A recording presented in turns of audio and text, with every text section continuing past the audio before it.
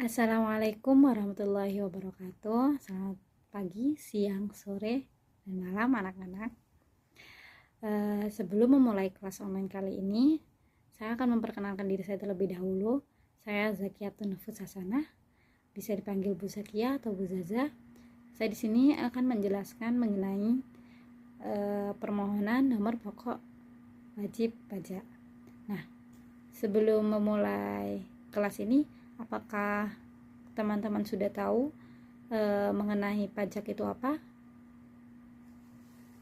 Nah, betul teman-teman semua, pajak itu merupakan sejumlah uang yang dibayarkan oleh rakyat kepada kas negara berdasarkan undang-undang yang telah diatur yang bersifat memaksa dengan tidak memperoleh imbalan secara langsung dan digunakan untuk keperluan umum. Pajak ini wajib dibayar oleh masyarakat kepada negara. Maksudnya itu pajak ini wajib dipungut oleh negara kepada masyarakatnya. Nah, contohnya ketika kita membeli makanan atau minuman, terkadang kita jika melihat struk atau notanya itu, kita dapat melihat bahwa terkena pajak PPN pertambahan nilai 11%, yang mana itu merupakan salah satu contoh pajak dari yang sering kita temui. Apa sih yang diperlukan oleh wajib pajak untuk membayarkan pajaknya? Nah, sebelum memasuki apa yang diperlukan oleh wajib pajak, apakah teman-teman semua sudah memahami mengenai konsep atau definisi dari wajib pajak? Nah, jika teman-teman belum memahaminya, saya akan menjelaskan. Nah, wajib pajak itu merupakan orang pribadi atau badan yang menurut ketentuan peraturan perundang-undangan perpajakan diperuntukkan untuk melakukan kewajiban perpajakan, yaitu berupa pemungutan pajak atau pemotongan pajak. Nah, seperti yang sudah saya jelaskan sebelumnya, pemungutan pajak itu dapat berupa ketika kita membeli makanan atau minuman di suatu resto atau kafe. Nah, dalam wajib pajak itu ada dua, seperti yang sudah saya katakan sebelumnya, ada wajib pajak orang pribadi dan wajib pajak badan. Nah, wajib pajak orang pribadi itu merupakan orang pribadi yang memperoleh penghasilan melebihi dari jumlah penghasilan tidak terkena pajak. Nah, berapa sih jumlah penghasilan yang tidak terkena pajak? Penghasilan yang tidak terkena pajak itu ialah penghasilan yang kurang dari 54 juta per tahun. Kemudian, wajib pajak badan. Nah, wajib pajak badan ini ialah orang pribadi yang membuka usaha atau pekerjaan bebas. Jadi, orang pribadi ini memiliki usaha yang mana usahanya itu berjalan selama lebih dari setahun dan memiliki penghasilan. Nah, selanjutnya, apa sih yang diperlukan untuk wajib pajak orang pribadi dan badan ini untuk membayarkan pajaknya? Nah, yang diperlukan oleh wajib pajak orang pribadi atau wajib pajak badan untuk membayarkan pajaknya ialah nomor pokok wajib pajak. Nah, untuk memiliki nomor pokok wajib pajak ini sendiri diperlukan atau wajib pajak ini perlu untuk melakukan permohonan nomor pokok wajib pajak terlebih dahulu kepada pihak perpajakan. Nah, sebelum memasuki ke permohonan nomor pokok wajib pajak, teman-teman semua harus memahami terlebih dahulu mengenai nomor pokok wajib pajak. Nah, nomor pokok wajib pajak itu apa sih? Gitu. Nah, nomor pokok wajib pajak itu merupakan nomor yang diberikan kepada wajib pajak, baik itu wajib pajak pribadi atau wajib pajak badan, yang mana sebagai sarana dalam administrasi perpajakan yang dipergunakan sebagai tanda pengenal diri atau identitas wajib pajak dalam melaksanakan hak dan kewajiban perpajakannya, seperti halnya pemungutan pajak atau pemotongan pajak. Setiap hal pasti memiliki fungsinya masing-masing, termasuk nomor pokok wajib pajak. Apa aja sih fungsi dari nomor pokok wajib pajak? Nah, yang pertama, digunakan sebagai sarana dalam administrasi perpajakan. Yang kedua, dicantumkan pada setiap dokumen perpajakan. Yang ketiga, nomor pokok wajib pajak ini digunakan sebagai tanda pengenal wajib pajak pribadi ataupun badan. Nah, Dan yang terakhir, nomor pokok wajib pajak ini digunakan untuk menjaga ketertiban dalam pelaksanaan penyetoran pajak dan sarana dalam administrasi pajak. Nah, selanjutnya untuk melakukan pendaftaran nomor pokok wajib pajak, seorang wajib pajak itu harus memenuhi syarat-syarat tertentu. Nah, terdapat 2 syarat dalam pendaftaran nomor pokok wajib pajak, yaitu syarat subjektif dan syarat objektif. Nah, apa sih itu syarat subjektif? Nah, syarat subjektif itu merupakan syarat yang sesuai dengan aturan yang berkaitan dengan subjek pajak dalam Undang-Undang Pajak Penghasilan. Kemudian, apa sih syarat objektif itu? Syarat objektif itu merupakan syarat bagi subjek pajak yang menerima penghasilan serta diwajibkan melakukan kewajiban perpajakan sesuai dengan aturan perundang-undangan. Kemudian, apa aja sih syarat subjektif itu? Nah, syarat subjektif itu ada 4, yaitu yang pertama, orang pribadi yang bertempat tinggal di Indonesia dalam jangka waktu 12 bulan dan memiliki niatan untuk tinggal di Indonesia. Kemudian yang kedua, badan atau usaha yang didirikan di Indonesia, baik itu oleh orang asing atau oleh masyarakat Indonesia itu sendiri. Kemudian yang ketiga, warisan yang belum dibagikan sebagai satu kesatuan menggantikan yang berhak. Kemudian, apa yang terakhir? Yang keempat, bagi wajib pajak pribadi harus memiliki penghasilan yang jika disetahunkan melebihi penghasilan tidak kena pajak, yaitu senilai 54 juta. Kemudian, apa saja sih syarat objektif wajib pajak itu? Yaitu wajib pajak pribadi atau badan yang memiliki penghasilan. Kemudian, setelah wajib pajak pribadi atau badan telah memenuhi syarat itu, syarat yang sudah saya jelaskan sebelumnya, itu syarat subjektif dan syarat objektif. Kemudian untuk melakukan pendaftaran nomor pokok wajib pajak, terdapat beberapa hal yang perlu dipersiapkan atau ketentuan yang perlu dipersiapkan untuk pendaftaran nomor pokok wajib pajak. Nah, persiapan apa sih yang diperlukan oleh nomor pokok wajib pajak pribadi? Nah, yang pertama, warga negara Indonesia, yaitu memiliki fotokopi KTP. Kemudian yang kedua, jika wajib pajak merupakan warga negara asing, maka harus memfotokopi paspor atau kartu izin tinggalnya. Kemudian yang ketiga, surat keterangan kerja dari tempat dia bekerja, yaitu baik dia wajib pajak orang asing atau wajib pajak masyarakat Indonesia. Kemudian apa yang keempat, yaitu pegawai negeri dapat membawa surat keputusan, yaitu SK yang mereka miliki bagi PNS. Kemudian yang kelima, mengisi formulir pengajuan. Jadi setiap wajib pajak pribadi ingin melakukan pendaftaran nomor pokok wajib pajak, mereka harus melakukan pengisian formulir pengajuan terlebih dahulu. Selanjutnya, ketentuan apa sih yang perlu dipersiapkan oleh wajib pajak badan jika ingin melakukan pendaftaran nomor pokok wajib pajak? Nah, yang pertama yaitu jika badan tersebut merupakan milik dari warga negara Indonesia, maka perlu fotokopi dari KTP. Kemudian yang kedua, jika usaha tersebut adalah milik warga negara asing, maka perlu melakukan fotokopi paspor atau kartu izin tinggal. Kemudian yang ketiga, surat keterangan usaha, minimal bukti tagihan listrik.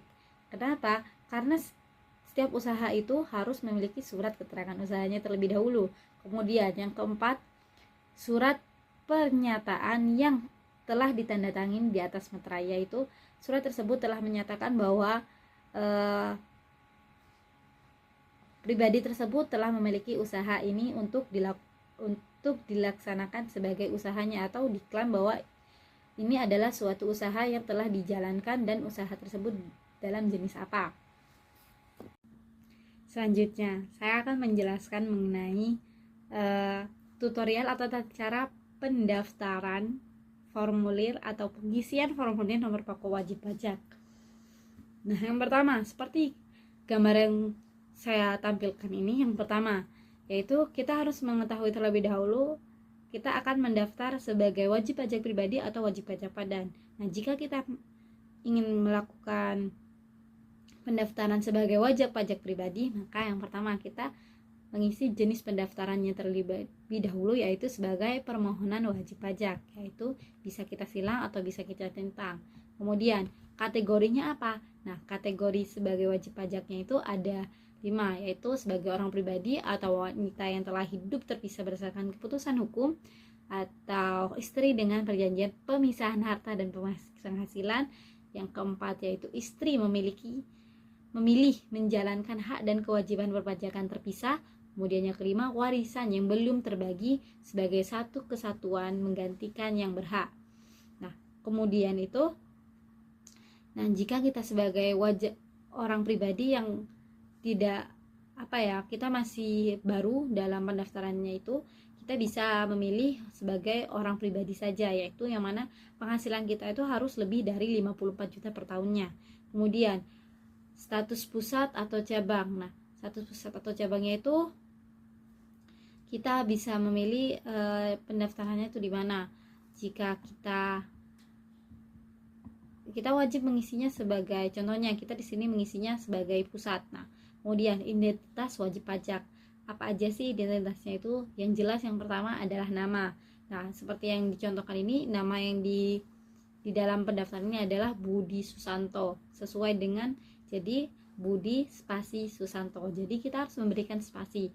Kemudian jika terdapat gelar di depannya, kita perlu bisa memberikan gelar seperti prof atau doktor. Kemudian jika tidak ada juga tidak apa-apa. Kemudian tempat tanggal lahir. Seperti yang di sini itu ada Jakarta. Kemudian tanggal, bulan, dan tahun sesuai dengan kolom yang disediakan. Kemudian statusnya ya bisa kawin atau tidak kawin. Di sini Budi Susanto ternyata sudah kawin. Kemudian kebangsaan. Nah, ternyata kebangsaannya itu bisa asing atau Indonesia. Nah, karena Budi Susanto adalah masyarakat Indonesia, jadi dia memilih kebangsaan Indonesia. Dengan kemudian diisi nomor NIK. Jika Budi Susanto merupakan warga negara asing, maka dia perlu mengisi negara asalnya di mana dan nomor paspor yang tersedia di paspornya. Kemudian nomor telepon atau handphone. Nah, kemudian jika Budi Susanto ini memiliki email, maka dapat diisi emailnya. Begitu pula bagi wajib pajak orang asing. Nah, kemudian sumber penghasilan. Nah, di sini tuh Budi Susanto berpenghasilannya itu ada beberapa kan di di formulir pendaftarannya ini terdapat beberapa sumber penghasilan, yaitu yang pertama ada penghasilan dalam hubungan kerja, kegiatan usaha atau pekerjaan bebas atau lainnya. Nah, yang penghasilan dalam hubungan kerja ini ada PNS, pensiunan, pegawai BUMN atau BUMD, ada pejabat negara atau daerah, TNI atau Polri, pegawai swasta, pegawai badan publik, pekerja pada pemberi kerja yang tidak termasuk sebagai subjek pajak ataupun KLU. Nah, kemudian Budi Susanto ini merupakan seorang memiliki kegiatan usaha. Nah, usahanya itu ialah menjual pakaian. Kemudian merek dagangnya ialah toko muslim. Dan dia itu ternyata memiliki karyawan. Maka jika dia memiliki karyawan, dia perlu centang. Jika tidak memiliki, maka tidak. Yang perlu dicentang adalah tidak. Kemudian metode pembukuannya itu bisa menggunakan pembukuan atau pencatatan. Nah, sumber penghasilannya ini harus diisi salah satu. Harus diisi salah satunya.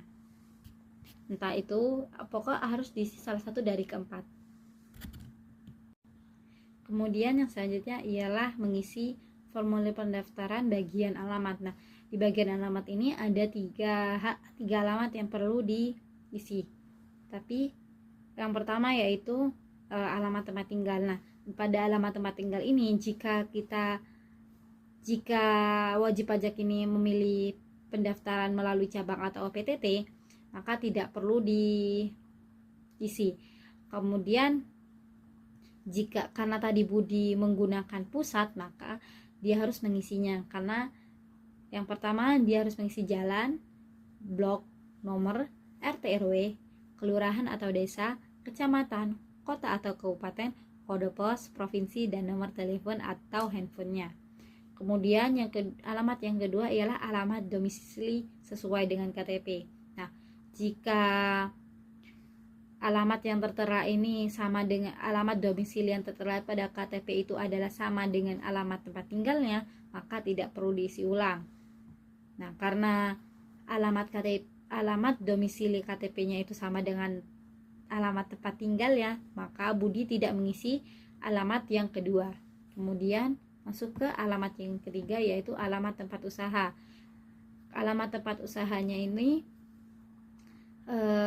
karena Budi menjalankan kegiatan usaha, maka dia harus mengisi alamat usahanya, yaitu jalan, blok jika terdapat blok, nomor, RT RW, kelurahan atau desa, kecamatan, kota atau kabupaten, kode pos, provinsi, nomor telepon atau handphone. Kemudian yang terakhir yaitu informasi tambahan. Nah, informasi tambahannya itu ialah merupakan jumlah tanggungan, yaitu berapa jumlah orang yang ditanggungnya. Ternyata di sini adalah jumlah tanggungannya itu adalah 3. Nah, kisaran penghasilan per bulan. Nah, kenapa? Nah, kisaran penghasilan per bulan itu kurang dari 2 juta, 5 juta, ada yang 2 juta hingga 4.999.000. Terdapat 5 pilihan penghasilan per bulan, yang mana jika ditotalkan itu lebih dari 54 juta per tahunnya. Nah, karena penghasilan Budi itu adalah kisaran dari 10 juta hingga anggapannya jika dibulatkan ialah 20 juta, maka Budi mengisi bagian tersebut. Nah, kemudian pernyataan. Nah, bagian pernyataan ini memang berisi mengenai dengan menyadari sepenuhnya akan segala akibat termasuk sanksi-sanksi sesuai dengan peraturan perundang-undangan yang berlaku, saya menyatakan bahwa apa yang telah saya beritahu di atas adalah benar dan lengkap. Jadi Budi ini mengisi dalam keadaan sadar dan tanpa paksaan. Kemudian tanda tangan dan tanggal. Selain pendaftaran NPWP, wajib pajak pribadi dan badan, ada juga penghapusan dari NPWP. Kenapa sih penghapusan NPWP ini diperlukan? Nah, penghapusan NPWP ini bisa dilakukan oleh wajib pajak ketika wajib pajak sudah tidak memenuhi kriteria subjektif dan objektif nomor pokok wajib pajak, seperti yang sudah saya jelaskan sebelumnya, yaitu syarat subjektif dan syarat objektifnya. Kemudian permohonan penghapusan nomor pokok wajib pajak ini dapat dilakukan ketika wajib pajak berada dalam kondisi sebagai berikut, yaitu yang pertama, wajib pajak orang pribadi meninggal dunia dan tidak menghilangkan warisan. Kemudian yang kedua, wanita kawin tidak dengan perjanjian pemisahan harta dan penghasilan. Kemudian yang ketiga, wajib warisan yang belum terbagi dalam kedudukan sebagai subjek pajak sudah selesai dibagi. Kemudian yang keempat, wajib pajak badan yang telah dibubarkan secara resmi berdasarkan ketentuan-ketentuan peraturan perundang-undangan yang berlaku. Kemudian yang kelima, bentuk usaha tetap yang karena suatu hal kehilangan statusnya sebagai bentuk usaha tetap.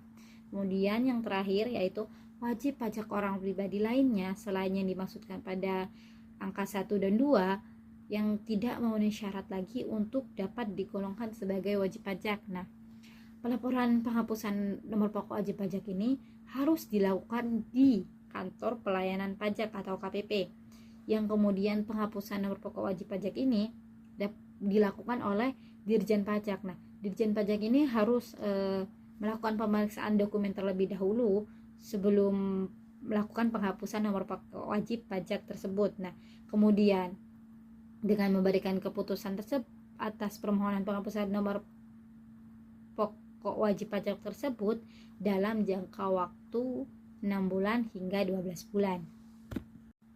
Nah, Untuk teman-teman semua agar lebih paham mengenai materi yang telah saya jelaskan, teman-teman dapat scan barcode di sebelah ini, yang mana jika Anda scan, Anda akan langsung masuk kepada LKPD mengenai permohonan nomor pokok wajib pajak.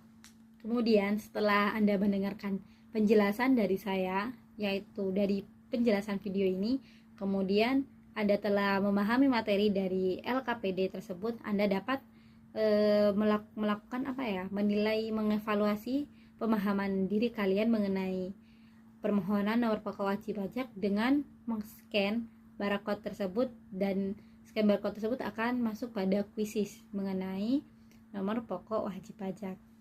Setelah melewati beberapa tahap, yaitu dengan mendengarkan penjelasan saya dan mendalami pemahaman lagi melalui pemahaman lembar kerja peserta didik mengenai permohonan nomor pokok wajib pajak, dan mengevaluasi pemahaman diri dengan melakukan pengujian kuisis, maka dengan ini saya mengakhiri penjelasan saya mengenai permohonan nomor pokok wajib pajak. Sekian, terima kasih telah mendengarkan penjelasan saya. Kurang lebihnya mohon maaf. Wassalamualaikum warahmatullahi wabarakatuh.